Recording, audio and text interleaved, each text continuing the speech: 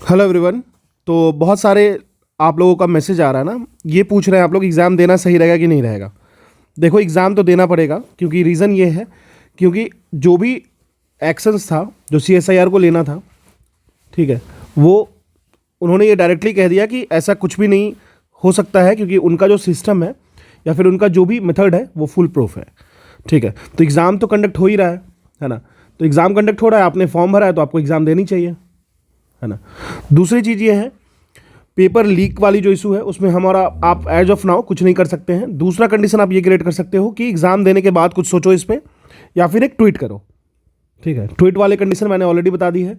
रही बात, कुछ पूछ रहे हैं कि आप पेपर की रिव्यू करना क्यों बंद कर दिए हो। देखो, सीधी सी बात है, पेपर लीक सुन के थोड़ा मेरा भी मूड ख़राब हो गया। वैसे मुझे ये पेपर देना नहीं है, लेकिन फिर भी अच्छा नहीं लगता जब इतने सारे बच्चे, बहुत सारे बच्चे हैं जो बहुत ज़्यादा ही मेहनत करते हैं और फिर एग्ज़ाम देते हैं और फिर एग्ज़ाम का पेपर कहीं ना कहीं लीक हो जाता है। और वो भी कितनी सीटें हैं, 444, मतलब ये फ्रैक्शनल सीटें होती हैं, है ना। पूरे ऑल इंडिया की एग्ज़ाम है, सेंट्रल लेवल पे है, और CSIR जैसे ऑर्गेनाइजेशन को कंडक्ट करवा रहे हैं। और देखो, वेंडर कोई भी हो कंडक्ट करवाने का, लेकिन जो हेड पे होता है उसको ये सोचना चाहिए। आपको पता होगा, एक्स ऑफिसियो जो हेड होते हैं CSIR के, वो हमारे PM मोदी जी खुद हैं।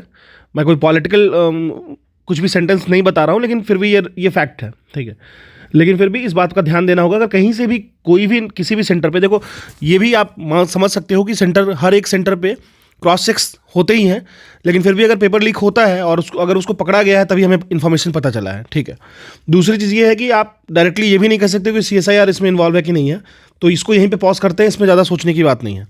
आप अगर इन्फॉर्मेशन प्रोवाइड कर दिए हो तो वेल एंड गुड, ट्वीट कर दिए हो वेल एंड गुड, टैग कर दिए हो वेल एंड गुड, ये आपका कंडीशन आपको करना पड़ेगा, ठीक है। ईमेल यूज़ करो, ट्वीट करो, कुछ भी करो, कैंपेन में जुड़ो, लेकिन समय ज़्यादा वेस्ट मत करो अगर आपकी एग्ज़ाम बची हुई है तो आपको। और दूसरी बात, आपको एग्ज़ाम देनी ही चाहिए, चाहे आपका सेंटर कहीं भी है, क्योंकि आप इसमें अपेयर नहीं होगे फिर तो आप वैसे ही रेस से बाहर हो। अपेयर तो होना ही चाहिए, है ना। चलिए, अगर हम लोग बात करें तो 9-10 फेब की पेपर की बात कर लेता हूँ। सेम चीज़ आ रहा है, परेशान होने की ज़रूरत नहीं है। पेपर 1 उसी तरीके से, सिंपल क्वेश्चंस डायरेक्टली वही नॉर्मल से, जैसे आर्य समाज, फिर आपको संवाद कौमुदी, पंजाब केसरी, और फिर कुछ कुछ international conference, places and meetings, current affair वाले सेगमेंट में। फिर और देखोगे तो नॉर्मल करंट अफेयर्स जो मैंने ऑलरेडी पढ़ा रखा है आई दृष्टि वाले पे। फिर बहुत सिंपल क्वेश्चन पॉलिटी वाले सेगमेंट में, और भी इजी, जो वन लाइनर्स से हो जाएंगे, तो उसमें परेशान होने की ज़रूरत नहीं है। पेपर 2 की बात कर लें, जैसा आते जा रहा है, मैनेजमेंट, डिसीजन मेकिंग, एथिक्स जो है थोड़ा लेंदी है, कुछ प्रैक्टिस करके जाओगे तो बन जाएगी। अदरवाइज में आपको थोड़ा सा इशू फेस होने वाला है, ठीक है। Qualities of managers, management, human approach किस तरीके से लगता है, इन चीज़ों में आप देख सकते हो। एप्टीट्यूड रीजनिंग की बात कर लेते हैं, थोड़ा बेसिक्स अगर क्लियर हुआ तो ओवरऑल ईजी लगेगा आपको, आप बना लोगे इसको, ठीक है। बेसिक रिवीजन अगर आप कर रहे हो तो आप देखो, लेट वालों को इतना तो पता चल ही गया होगा पेपर कैसा आ रहा है, तो उनके लिए एडवांटेज पॉइंट हो जाएगा, इसमें कोई शक नहीं है, तो आप कर लेना। थोड़ा बहुत ज्योग्राफी वाली पार्ट की बात कर लेते हैं, तो आपको थोड़ा मॉडरेट लेवल का मिलेगा, या फिर इजी लेवल कह लो। जो 18 आवर्स की वीडियो है वो अगर आपकी एग्ज़ाम अगर मान लो 12-13 को है तो भी आप अभी उसको कर सकते हो, करके प्रिपेयर करके चले जाना, उससे बाहर कोई भी क्वेश्चन नहीं रहेगा, ठीक है। तो बेसिक है, मैनेजमेंट में कुछ नॉलेज चाहिए, तो हल्का फुल्का आपको आना चाहिए। साइंस की बात कर लें, जनरल साइंस भी इजी पोर्शन में ही रहा है, बहुत ज़्यादा टफ में नहीं रहा है ना। तो ओवरऑल सेम ही रिव्यू है, सेम है, तो क्वेश्चंस बहुत ज़्यादा अलग नहीं आ रहा है, तो उस पर बार बार रिव्यू दे के फ़ायदा भी नहीं है, और थोड़ा डिसअपॉइंटमेंट भी है, क्योंकि आप समझ सकते हो आप एग्ज़ाम की तैयारी कर रहे हो और बहुत सारे बच्चे बहुत मेहनत कर रहे हैं, मैं देख रहा हूँ, क्योंकि दिन रात एक कर देते हैं। 1.5 महीने में एग्ज़ाम ले लिए इन्होंने, साथ साथ में आप इतनी बड़ी सिलेबस, आपकी विड्थ इतनी ज़्यादा है, तो कोई भी फेयर जो एग्ज़ाम होता है ना, उसको आप किस तरीके से जस्टिफाई करोगे इन चीज़ों को करके, है ना।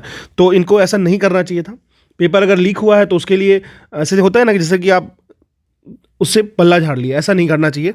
एटलीस्ट कुछ इन्वेस्टिगेशन ये सब तो होना ही चाहिए, है ना। जिस तरह EPFO की भी कंडीशन आपने देखी होगी, मैंने कुछ वीडियोस डाले थे उससे रिलेटेड, तो वहाँ भी कुछ पेपर लीक की कुछ ना कुछ न्यूज़ तो आ ही रही थी कहीं कहीं से, तो उन्होंने भी यही कह दिया था ऐसा कुछ भी नहीं हुआ।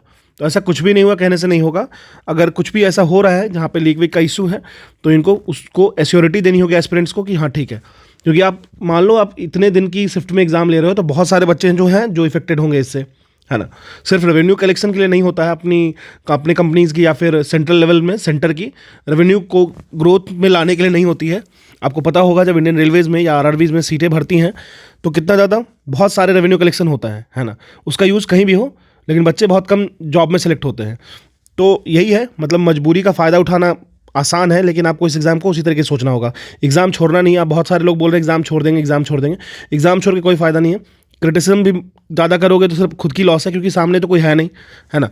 तो जो भी कंसर्न अथॉरिटीज़ हैं उनको मेल करो, उनको ट्वीट करो टाइम निकाल के बीच में, है ना। और बाकी जो पेपर का लेवल है वो मैंने बता दिया आपको। ज़्यादा समय आपको बर्बाद करने की ज़रूरत नहीं है। Current affair as it is आ रहा है, थोड़ा वेटेज बढ़ जा रहा है। सितंबर से लेके जनवरी तक कर लो, मोर देन सफिशिएंट है। पॉलिटी की बात कर लेते हैं। Supreme court, high court, judiciary, executive, parliament, फिर कॉन्स्टिट्यूशनल अमेंडमेंट एक्ट 73, 74, 44, यूसीसी, ये सब देख लेना, है ना। इंग्लिश की बात कर लें तो आपको इजी लगेगा स्टार्टिंग में, फिर थोड़े थोड़े आगे बढ़ोगे तो थोड़ा थोड़ा ट्रिकी होगा। जो मुझे रिव्यूज़ आए हैं वो मैं उससे बता दे रहा हूँ आपको, है ना। तो ये सब बेसिक चीज़ें हैं। वन लाइनर देख लेना, स्टैटिक पोर्शन को अच्छे से कर लेना। और अगर आप ऑलरेडी मेरे चैनल से जुड़े हो CSIR के प्लेलिस्ट से, तो आपको बहुत ज़्यादा बेनिफिट होने वाला है एग्जाम में, ठीक है। तो ये हुआ हमारा जो भी बचे हुए दिन के रिव्यूज़ थे। और अगर आगे कुछ मिलते हैं, कुछ अगर एस्पिरेंट्स मुझे शेयर करते हैं तो मैं आपसे शेयर कर दूंगा। इतना ही रखो, लेकिन पेपर देने जरूर जाना, क्योंकि पेपर जरूरी है देना, है ना। जब दोगे ही नहीं तो फिर उस रेस में ही नहीं हो, उस रेस से ऑलरेडी बाहर हो। I wish you all the best and thank you.